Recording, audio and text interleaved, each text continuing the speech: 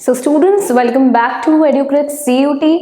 Last lecture में मैंने आपको बताया था कि CUT का इकोनॉमिक्स का क्या सिलेबस है। जिन लोगों को BA program economics, BA economics honours या फिर आपको BCom ऑनर्स में एडमिशन लेना है, तो आज हम स्टार्ट करेंगे अपने यूनिट नंबर 1 से, जो है इंट्रोडक्शन टू माइक्रो इकोनॉमिक्स। तो हम पहले बात करेंगे कि माइक्रो इकोनॉमिक्स होता क्या है। Micro economics according to the definition जो हमारी NCERT में लिखी है, ये है स्टडी ऑफ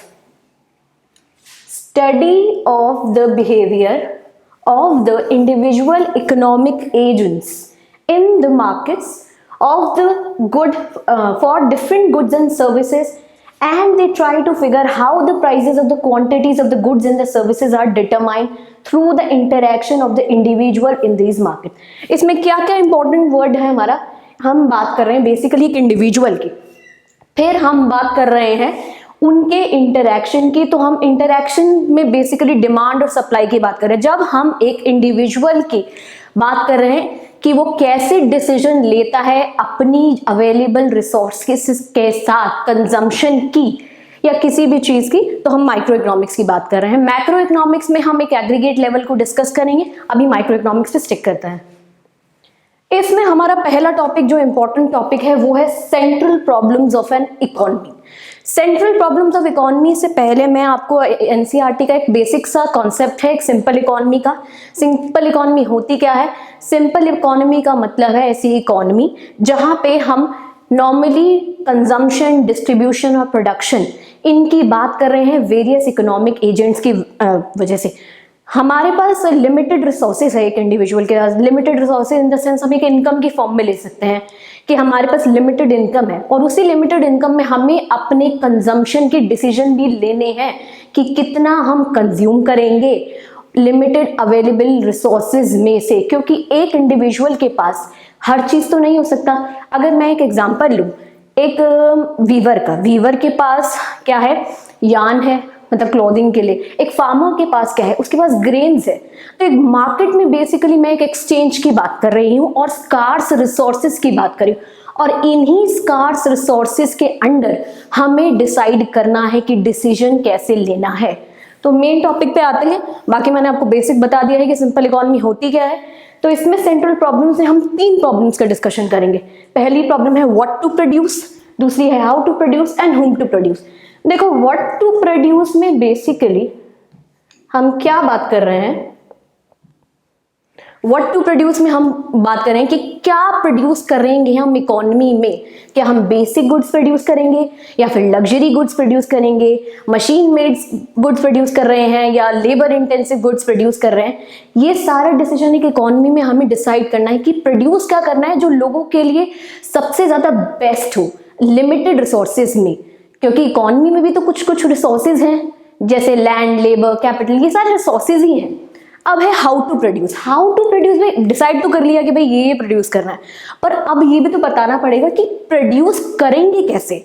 प्रोड्यूस कैसे करेंगे मतलब प्रोडक्शन टेक्निक्स की बात कर रहे हैं हम। इसमें किसकी बात कर रहे हैं?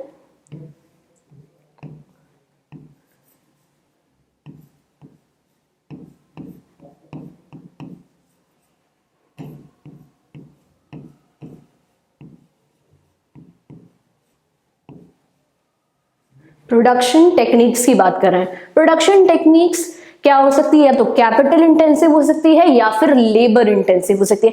कैपिटल इंटेंसिव आप नाम से ही देख लो, कैपिटल का मतलब क्या हो सकता है?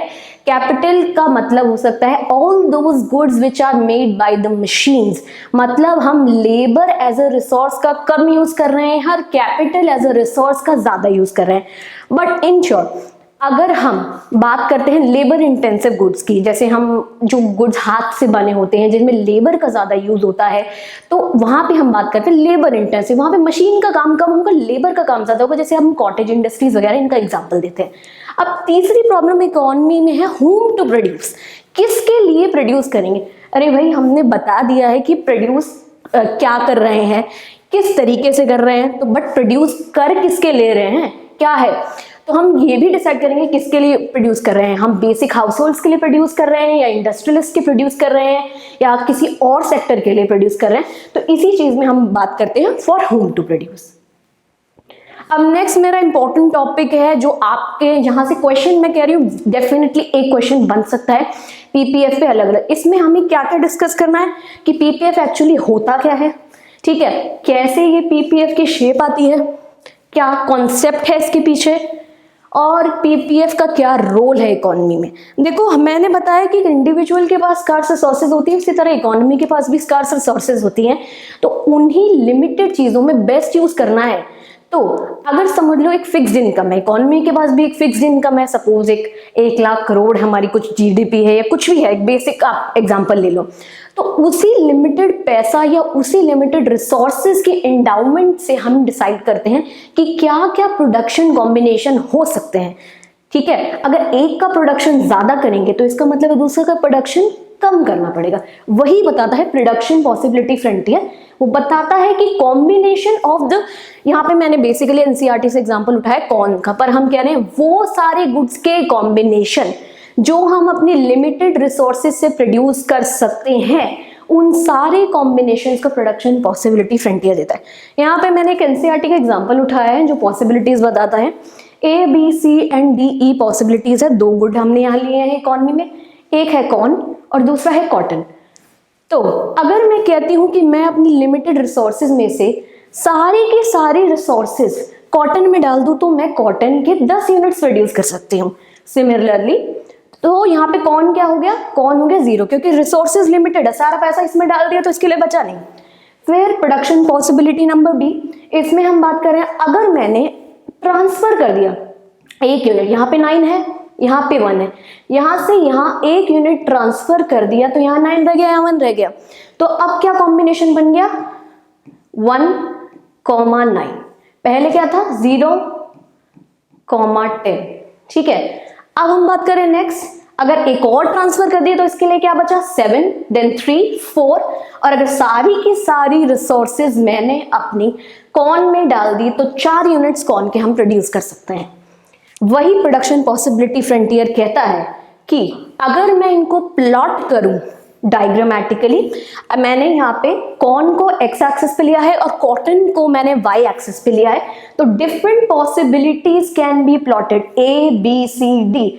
आप इसमें देख रहे हैं कि कैसे कैसे ये शेप ले रहा है, जैसे जैसे हम एक एक यूनिट को ट्रांसफर कर रहे हैं तो ये प्रोडक्शन पॉसिबिलिटीज चेंज हो रही है, बट ये सारी की सारी कंजम्पशन पॉसिबिलिटीज हमारी टोटल रिसोर्स के बराबर ही होंगी, क्योंकि ये possibility such that it will give us all the production possibilities such that हम इसी कर्व पे रहेंगे।